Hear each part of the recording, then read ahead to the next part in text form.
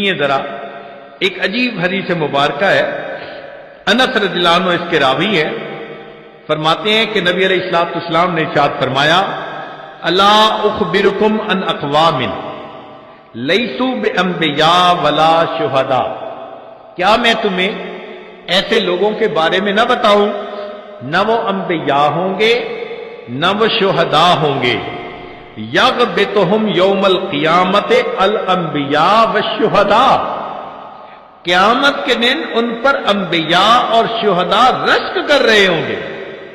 سبحان اللہ، کیا شان والے لوگ ہیں کہ وہ انبیاء نہیں، شہداء نہیں، مگر ان کو اللہ وہ مقام دیں گے، وہ اکرام عطا کریں گے کہ انبیاء اور شہداء ان کے اوپر رشک کریں گے بمنازلہم من اللہ عز وجل علی منابر من نور، نور کے ممبروں پر ہوگے، یکونون علیہا قالوا ومن ہم، صحابہ نے پوچھا اللہ کے نبی صلی اللہ علیہ وسلم وہ کون ہوں گے؟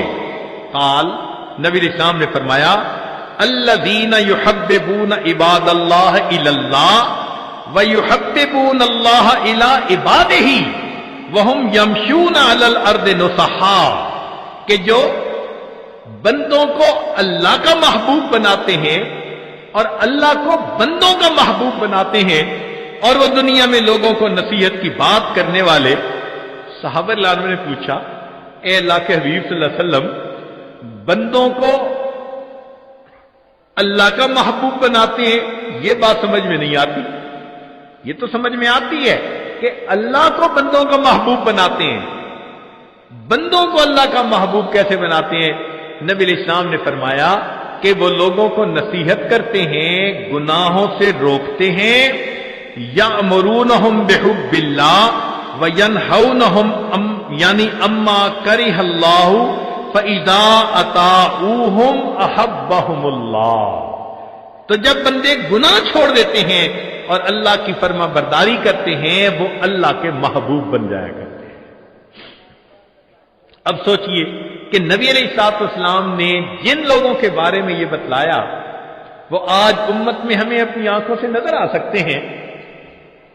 اس اکابر علماء دیوبند کے گروپ میں، جماعت میں آپ کو ایک کمزور سی شخصیت ملے گی، ذرا حالات زندگی پڑھ کر دیکھیے، کمزور سی شخصیت لوگوں کے دروازے پر جا رہی ہے، لوگوں میں روٹی کا سوال کرنے نہیں آیا، میں تم سے زندگی کا سوال کرنے آیا ہوں، میں تم سے وقت کا سوال کرنے والا آیا ہوں۔ کون ہے؟ میرا نام الیاس ہے، میرے دل میں اللہ نے وہی محبت ڈالی ہے، وہی غم ڈالا ہے۔ میں سلام کرتا ہوں اس جماعت کی عظمت کہ جنہوں نے نبی علیہ السلام کے غم کو اپنا غم بنایا، آج دنیا کے سینکڑوں ممالک کے اندر جو اللہ کے بندوں کو اللہ سے ملاتے پھر رہے ہیں۔ یہ نبی علیہ السلام کے محبوب بندے زندگیاں لگا دیتے ہیں، سال لگا دیتے ہیں، اپنی مال، اپنی جان، اپنا سب کچھ، کس کے لیے؟ کہ اللہ سے اللہ کے بندے جڑ جائیں۔ کافر ہوتے ہیں ان کو مسلمان بنا لیتے ہیں، جو غفلت میں مسلمان پڑے ہوتے ہیں ان کو جگا دیتے ہیں، ان کو اللہ سے واصل کر دیتے ہیں۔ یہ ہے نعمت بھی اللہ نے اکابر علماء دیوبند کو عطا فرمائی کہ نبی علیہ الصلوۃ والسلام کی اس نعمت کے وارث بھی یہی بنے۔ چنانچہ وہ علماء جو وعظ و نصیحت کا کام کرتے ہیں، وہ مشائخ، وہ داعی حضرات جو وعظ و نصیحت کا کام کرتے ہیں، وہ سارے کے سارے اسی خوشخبری کے اندر شامل ہیں۔ نبی علیہ الصلوۃ والسلام نے فرمایا کہ اللہ تعالیٰ ان سے محبت فرماتے ہیں جو اللہ کے بندوں کو اللہ کا محبوب بناتے ہیں اور اللہ کو بندوں کا محبوب بنا دیتے ہیں۔ سچی بات تو یہ ہے کہ جتنی امت کے ساتھ شفقت نبی علیہ السلام کو تھی اور جتنی محبت نبی علیہ السلام کو تھی، ایسی محبت کا کوئی تصور بھی نہیں کر سکتا۔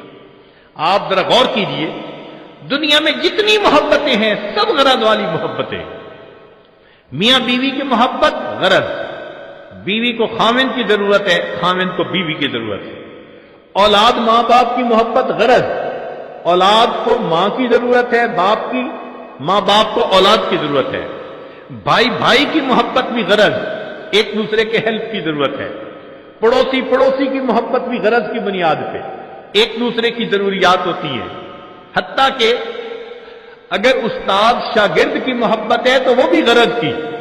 کیوں؟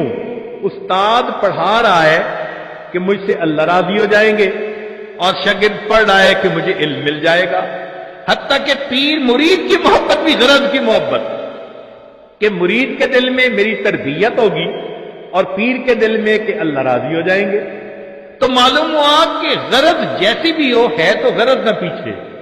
ہاں، کوئی محبت ایسی ہے جو بے غرض ہو؟ ایک مرتبہ ذہن میں سوچا کہ کوئی محبت دنیا میں بے غرض ہے، تو ذہن نے جواب دیا کہ مخلوق کی محبت بے غرض نہیں ہو سکتی، کوئی نہ کوئی غرض تو لگی ہی ہوئی ہوگی۔ پھر سوچا کہ کوئی محبت، پھر ذہن نے کہا اگر دنیا میں بے غرض محبت دیکھنی ہے تو ذرا 1400 سال پیچھے چلے جا، رات کا اندھیرا ہوگا، تم ایک ہستی کو دیکھو گے مصلی کے اوپر سجدے میں ہے، یا رب امتی یا رب امتی۔ کیا اس ہستی کو اپنے درجات کے بڑھنے کا تھا تما؟ نہیں، ان کو پہلے اللہ نے فرما دیا تھا لِيَغْفِرَ لَكَ اللَّهُ مَا تَقَدَّمَ مِن ذَنبِكَ وَمَا تَأَخَّرَ۔ ان کو اللہ نے پہلے بتلا دیا تھا وَلَسَوْفَ يُعْطِيكَ رَبُّكَ فَتَرْضَىٰ، میرے محبوب تجھے اتنا عطا کروں گا کہ تو بس بس کرنے لگ جائے۔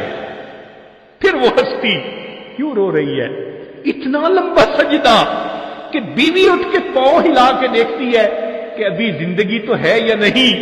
یہ کیوں رو رہے ہیں؟ یہ امت کے اوپر شفقت کی وجہ سے رو رہے ہیں۔ نبی علیہ السلام کو امت کے ساتھ ایسی محبت، اس لیے قیامت کے دن انبیاء بھی نفسا نفسی پکارتے ہوں گے، ایک اللہ کے حبیب ہوں گے جو اس دن بھی امتی امتی فرما رہے ہیں۔ اللہ کے حبیب صلی اللہ علیہ وسلم کو اس قدر امت کے ساتھ شفقت و محبت تھی۔